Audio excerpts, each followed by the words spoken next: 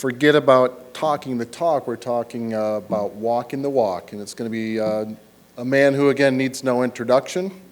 But Mr. Josh Kullis is going to be presenting now. And Josh is a consulting application engineer and technical services manager at Auros Knowledge Systems. Over the past 7 years, Josh has supported numerous knowledge-aware initiatives in the area of program management, design for manufacturing, and lessons learned.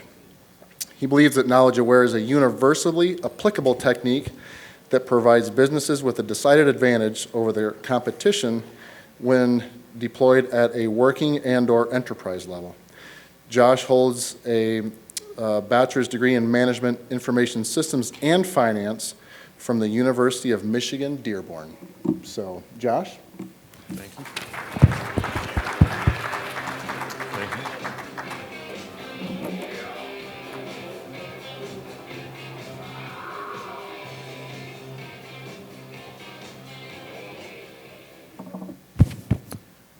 Okay, so our presentation, or the presentation I'm going to give today, started about 1.5 years ago. We started collecting feedback from different people that attended the conference, and one of the things that we started to try and communicate was that Auros, or knowledge aware, is a capability that can be used across the enterprise.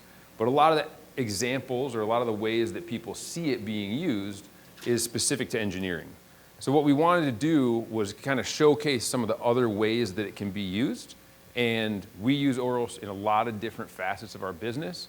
So we thought we would spend a little bit of time talking about how we use the software, how we apply the concepts internally with our organization.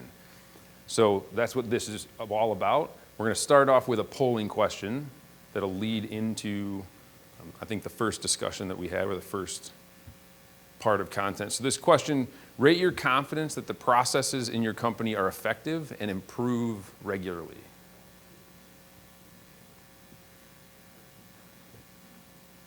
Got a couple laughs, so I'm going to assume that we probably won't have any A's, but.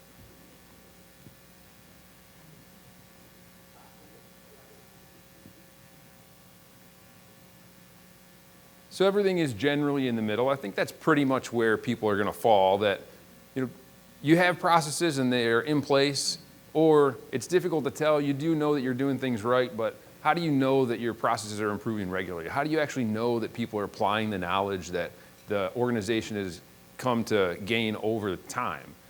So for us, we started off, we were a small group, so we had a couple people that were doing implementations, and it wasn't that difficult to transfer knowledge from one person to the other. But then as our team started to grow, it became increasingly difficult for us to do that. And there's a story that Mr. Moffa could tell you if you grab him after my presentation. Some of the language is not suitable for work, so I won't tell it here on the stage. But we had some challenges that we faced where we were making mistakes and we didn't want to make those mistakes again. So what we started to do, if we can flip back to the slides. This is my agenda. I'm going to go through a bunch of things we use.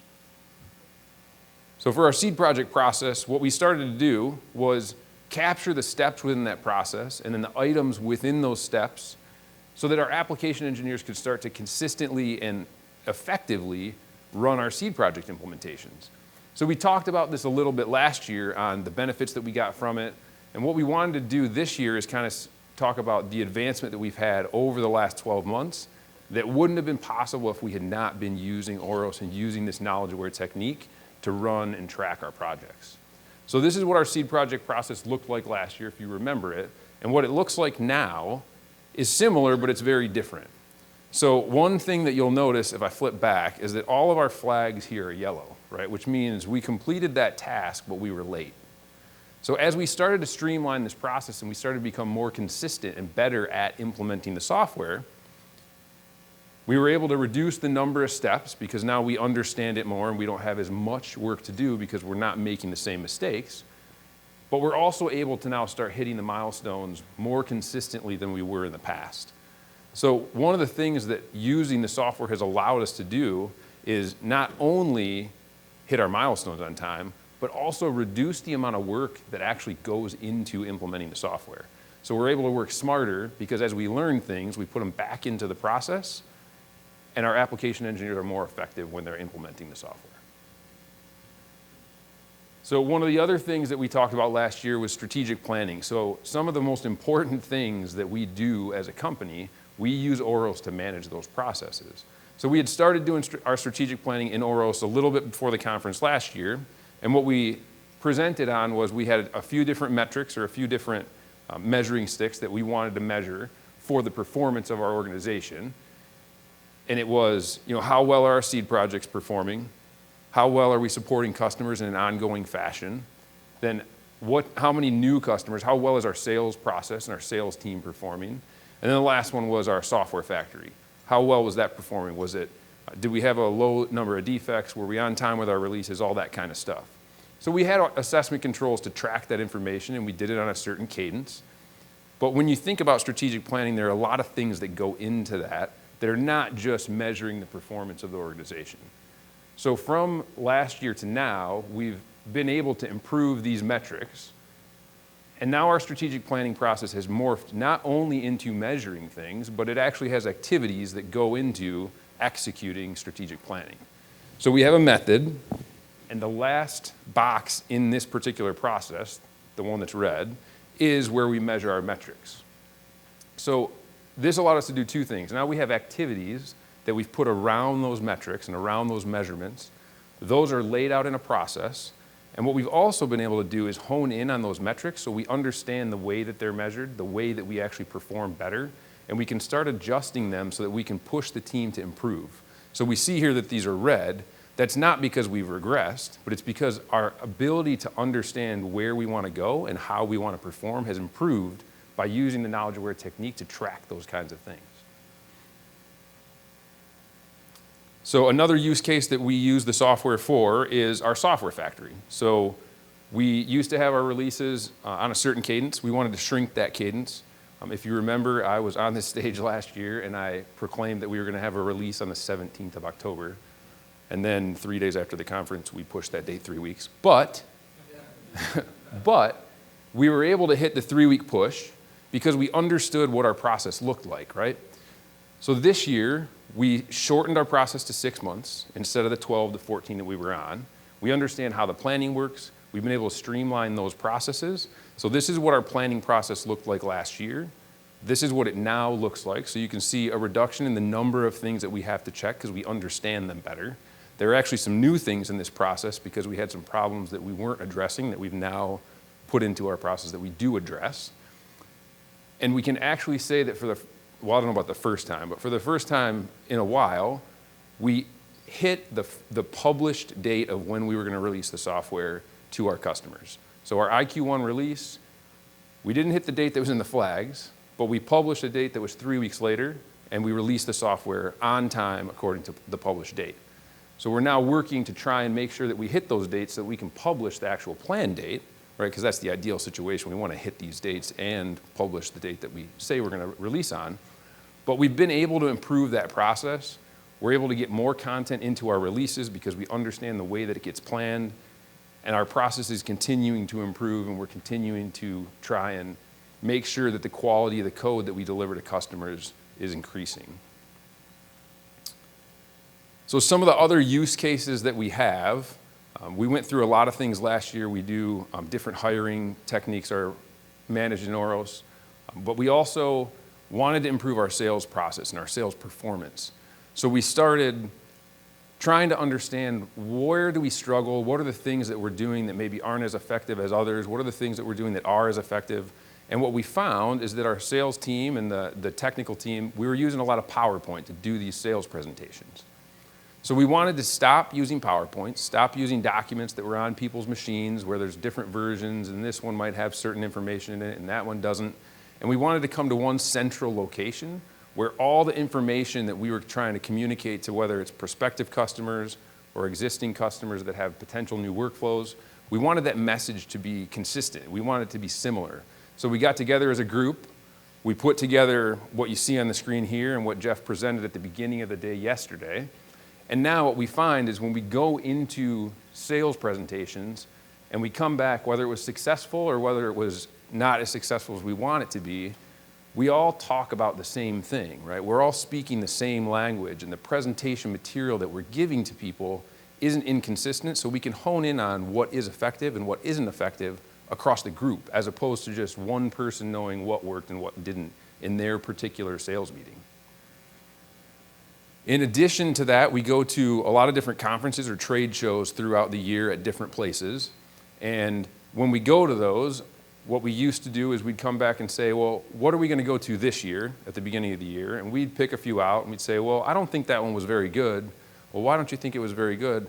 Well, I think that was the one where this happened. That kind of a thing would happen.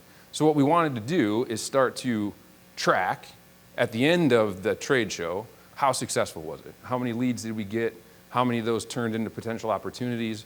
So we did a seed project internally with the marketing group and the sales team to understand what the things were that they wanted to know at the end of a trade show. And now, after people attend a trade show, there's some other things that go into attending the trade show that are part of this process as well that aren't on the screen. But these assessment controls go out to the sales rep and to the technical specialists that went to that particular trade show to provide feedback on whether we thought it was effective and if it's something that we would go back to again. So now when we do our planning process at the beginning of the year or throughout the year, if we're deciding which conferences to go to, we can look back and we can have actual data about what we thought as opposed to relying on our memory and the things that happened at that show. And then the last one that we'll talk about today are employee performance reviews. So we talked a little bit about how we do this last year, and it's been a challenge for me as I've started to be in more of a management role to try and provide feedback to employees. So I had this idea that we were going to start doing our performance reviews in Auros. So we started doing that, and we started with, I think it was 17 to 20 questions that we would ask people. We'd come in, we'd rate performance in a bunch of different areas, and as we started to do these exercises, we got to the end of the conversation, and I started asking everyone, what did you get out of this exercise? What do you take away from this review? And 100% of people, their response was, well, the conversation was good. And we said, well, that's not what we want to get out of this, right? We want it to be a good conversation, but we also want people to take things away where they can potentially improve, or where areas that they maybe made mistakes where they wouldn't want to make those mistakes again. So we were able to hone this down, and we now have 4 questions that we ask, and they're much more focused on the things that we did well, the things where we maybe could have improved, and then what we want to focus on over the next period of time before our next review. So this is what it used to look like. We had reviews in here, and I'd manually go in and create these and assign them to people. I wasn't very timely in doing that. But what I can say is now we have a method. We do reviews on employees every 3 months, and for the first time, we have had a new employee that had their 3 and 6 month review prior to their 9th month of employment, which is good, right? So you can see they weren't all on time, but they actually happened before the 9th month of employment. So hopefully this gives you some ideas of how the software can be used in ways that aren't necessarily engineering. We talk about this being an enterprise-wide software a lot, and these are some of the ways that it can be applied where there isn't necessarily a value table rule that's extremely explicit, right? These are concepts, these are things that we want to make sure they're standard work, that we want to make sure happen consistently. We want to improve them over time as we do them multiple times throughout the year or once a year. And we want to be able to apply this knowledge-aware technique in those areas to make sure that we're improving and we're making better decisions for our business over time. So for future applications, we think there are a lot of different things that we can do. I have a laundry list of things that I think we can improve on if we start managing them in Auros. Time and resource limitations might limit us from doing them all, but we think there are endless possibilities for the things that we can actually do with the software, and we wanted to showcase some of those things that are maybe outside of the engineering realm.